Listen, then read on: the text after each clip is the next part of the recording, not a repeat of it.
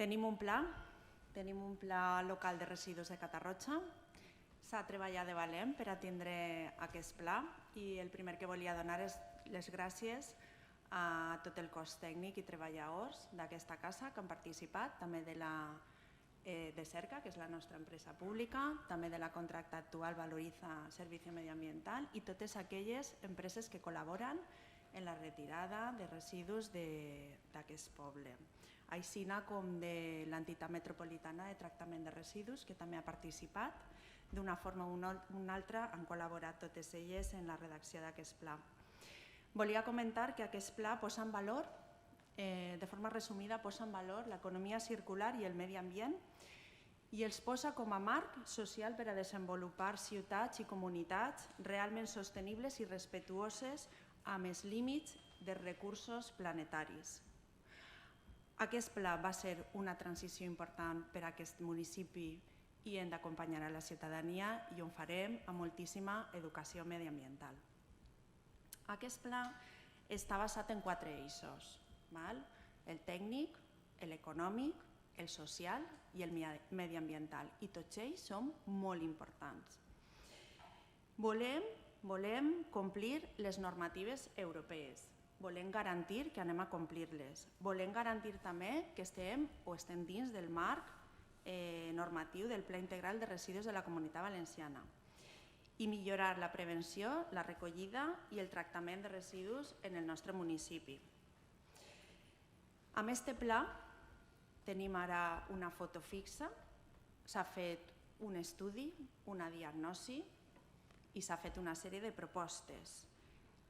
Tindrem, si podem aconseguir desenvolupar-lo al llarg de 5 anys que preveu, volem aconseguir o assolir el 50% del pes de reutilització, reciclat i valorització dels nostres residus, sense perdre de vista que el millor residu és el que no se genera. A la selectiva hem d'entendre que el residu que depositem correctament l'estem convertint en noves matèries primeres i donant una segona vida. Volem implementar amb aquest pla una de les accions, entre altres, el compostatge domèstic i comunitari. És un sistema de generació, recollida i tractament de quilòmetre zero. És el més eficient i el que menys emissions genera. Volem en aquest pla un futur per a les noves generacions. No podem convertir el territori en un abocador. Tot el que vaig a abocador tindrà un cost econòmic i mediambiental que no podrem suportar. Cal reduir la fracció resta. I aquest pla està per a desenvolupar durant els propers 5 anys, del 23 al 27. Se planteja una part important de comunicació i d'educació ambiental, com he dit, per acompanyar a la ciutadania, i altres accions que podrem desenvolupar en un primer període dins del contracte actual. Així mateix, aquest pla ens va permetre redactar un nou contracte per a quan acabe este que tenim, poder